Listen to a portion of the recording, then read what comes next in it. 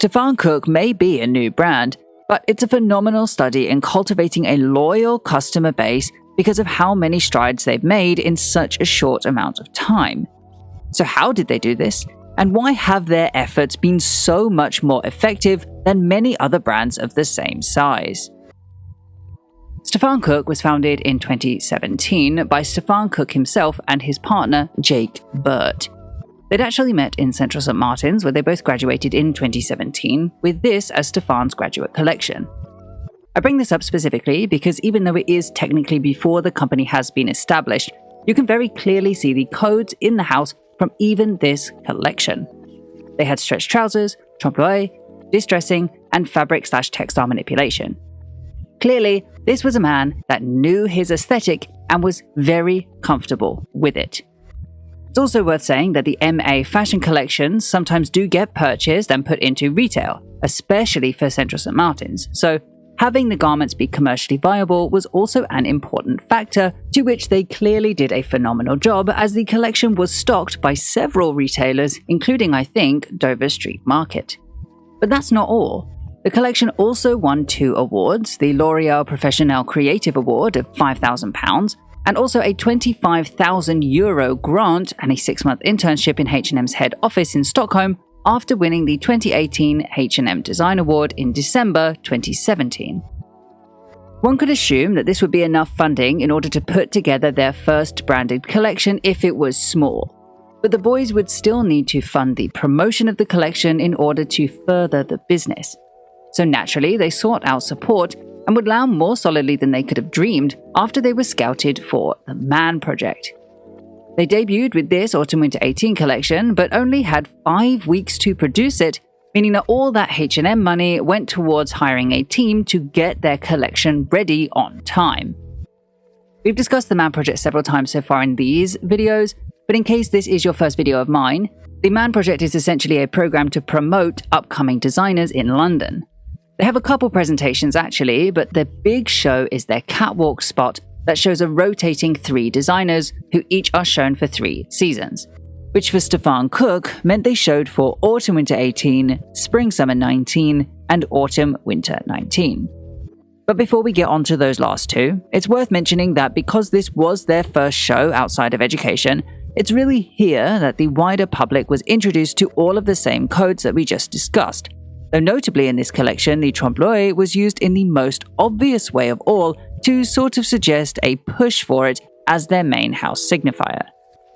In this iteration, they had used images from eBay sized up to create patterns that are used throughout. It's likely a reference to Margiela, who was known for printing clothing on clothing beginning Spring/Summer 96, I believe, and whom Stefan had actually interned for under Galliano while still at uni. Though it's been interpreted by several designers now, it's gained a lot of popularity in design recently, with designers like Glenn Martins at Diesel and Y Project also having it as one of his codes. So not only did it look great for Stefan Cooke, it was also popular for consumers and gave a sense of authenticity as it came from his design background. So the collection creatively was a hit, was actually well discussed as a standout in articles from sources like Dazed, ID, Vogue after he made stretch trousers for Faith Connection, and another magazine, and it was also stocked by several stockists including Dover Street Market. So with all this success, the company was able to be officially registered just a month after the first Man Show in February 2018. Quickly, they became something to really look forward to from London Fashion Week, and their following quickly grew over the 3 seasons, even to the point that by February 2019, shortly after their last Man Show, they actually managed to turn a profit, something extremely few businesses managed to do in their first year. But the growth and the success didn't stop for a second. Later that same year, Stefan Cooke was nominated for the 2019 LVMH prize, adding even more credibility to the label coming into their first solo show. This show, Spring/Summer 2020, was sponsored by NewGen and was highly anticipated, even getting a panel discussion and live review on Show Studio for the collection. But this was anticipation on which they really delivered. The show was really incredible creatively and impressively had a surprisingly notable improvement in presentation, with only simple white netting hung on string that was meant to communicate the inspiration of the collection. Broadway costumes in New York, and specifically how those costumes are archives, with the netting in this case being symbolic of the protective layer that the costumes are stored in. But what I personally was very excited to see from this collection was the introduction of accessories. We know that luxury brands rely on accessories to fund their businesses usually.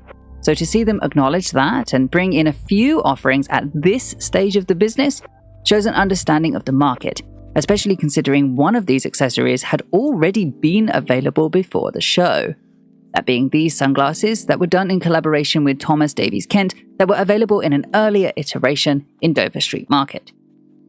Other accessories included these lace-up shoes that were in collaboration with Marko Bakovic that show a wonderful combination of both of their styles and fit so well into the Stefan Cooke aesthetic, and these bags that I believe were just made in-house with second-hand bags found and adapted for the catwalk. Specifically, there were bags put into what looked like perspex and others that had a second handle attached, very much in the spirit of subverting an original garment into a ghost of what it once was, which had been their aim with the trompe-l'oeil from the beginning, furthered even more in this collection with these button straps, which are still available on the website as they've gone on to be a real symbol of the brand as a fan favorite. The show was a fantastic start for the company and made it very clear that this was a brand to watch. They had great fashion offerings with a thought-out design that was still very commercial, as it included several pieces with bigger profit margins like shoes, bags, and sunglasses. We see this come through in Autumn/Winter 20 as well, in which it's clear that they've tried to really listen to their customer. Specifically in the focus on knits, coats, and jackets, which I do know that this is an Autumn/Winter collection, so it will be knit, coat, and jacket heavy, but actually from this interview a full 2 years before, we know that these were all very popular product categories and their best sellers. Clearly, since then, they've listened to the consumer and delivered a real quantity of all of these for their first standalone winter show, proving them to be a good investment for buyers. Furthermore, we see the diamond cuts that have been used throughout the entire brand, including in Stefan's graduate collection, though are very noticeable in the 2018 interview where Stefan is manipulating these trousers, is now used for entry point products like these scarves that are both at a lower price point and have more wearability than the clothing offering. So it's an easy first buy for new consumers. But that's not to say that they ignored clothing entry points. They also expanded into denim pieces made in collaboration with Lee in order to get that entry point product in the clothing category too. But unfortunately, even with all of these cleverly positioned, commercially viable products, the company still didn't make a profit according to their filings for the year. Unfortunately, this is common for a brand of this size, but I wanted to highlight it as even with as many stockists as they had, and the following that they had, even the best of our small businesses find it hard to turn a profit. But saying that, they were doing everything right, and their efforts would soon be rewarded. In spring 2021, we immediately get the return of entry point products in scarves and the same motif in jumpers in their most wearable collection to date. Obviously, this was decided as a way to help improve sales in retail, but they succeeded in doing this without watering down the aesthetic or the vision too much. It's here we see a real pivot for the company into a newly evolved aesthetic that balances the codes with something that their customers directly wanted to buy, as told by the customers themselves. In this interview, the pair said that over the pandemic, they were directly talking to customers and changing their style and their product range to better fit their customers' needs. But to further this, not only did they improve on their product, they also improved on their place of purchase. As the world fell into COVID and a wider range of customers were discovering smaller brands for the first time through social media, Stefan Cooke was prepared, with their customer-focused season in hand, to adapt to meet their needs yet again. The pair set up their e-shop for direct-to-consumer sales and subsequently doubled their sales for the season. They had seen the success that they had actively prepared for. With this jump in success, the brand was then able to move premises in April to here, the Sarabande Foundation, which is a low-rent workspace for designers and creatives in London. Sarabanda, just in case you haven't heard of it, was the main beneficiary of Lee Alexander McQueen's estate when he died and was meant to allow 6 young creatives at a time a place to work for a period of a year, but potentially 2, at a hugely subsidized rate. It's here Stefan and Jake would begin working on Autumn/Winter 21, which was another well-received, very commercial collection, before moving yet again to central London, indicating that sales were doing very well. They also changed the company name to Forever Star at this point. Not the brand, that's still Stefan Cooke, just the business name. Honestly, this makes me think that they've restructured the business very slightly to make almost their own parent company, but I couldn't find confirmation on that, so just take that with a pinch of salt. But saying that, I did actually reach out to the team to ask why they made this change. I just haven't heard a response yet, so if I do, I will pin it in the comments. From here, Stefan Cooke, the brand, has followed this commerciality in every following collection, each being a wonderful combination of the original spirit of the brand translated to commercially viable clothing. But interestingly, the influence didn't just end in their fashion shows and their product offering. In November 2021, so between the Spring/Summer and the Autumn/Winter 22 collections, they released a very unexpected partnership with The Sims. Obviously, this came at a time when loads of big-name brands were getting on the metaverse train. To quote Vogue, Balenciaga had teamed up with Fortnite, Gucci has released an Xbox, Nicolas Ghesquière outfitted League of Legends players in Louis Vuitton, so this was a huge trend in fashion, mixing fashion with video games. But it was mostly dominated by these big luxury brands looking to target a younger audience to make lifelong customers. Obviously, though, for The Sims, their demographic is much older than Fortnite or Pokemon Go, with the bulk of their players being a lot of millennials or older Gen Z that just still play. Though, finding those lifelong customers definitely was a factor for the pair, as they mention here. Yet, for the most part, they just get a wonderful access to a new audience of people that may not have heard of the brand before on a new platform that is accompanied by great press. It's a wonderful and interesting way of promoting their business. I obviously think this partnership is really clever from a baseline, but actually the reason that I bring this up so specifically is because in this interview about it with Vogue, they discussed their evolving customer base's desire to have more wearable Stefan Cooke. In meetings with EA starting 6 months before, they'd begun creating more impactful pieces, but after speaking with players directly, realized that what they were really wanting was interesting but yet integratable pieces into their Sims wardrobes, evidencing very explicitly that they're doing the work to truly listen to their customer, both on digital platforms and in real life, including starting in spring 2023 with womenswear. Stefan Cooke's customer base had always been mixed between men and women, especially since the inclusion of bags, but apart from the skirts/dresses of Autumn/Winter 21, they'd never really explicitly acknowledged that side of their customer base. And even in Autumn/Winter 21, the models were still male, so arguably they still hadn't acknowledged the women in their customer base until this Spring/Summer 23 show where they'd included women in the catwalk for the first time.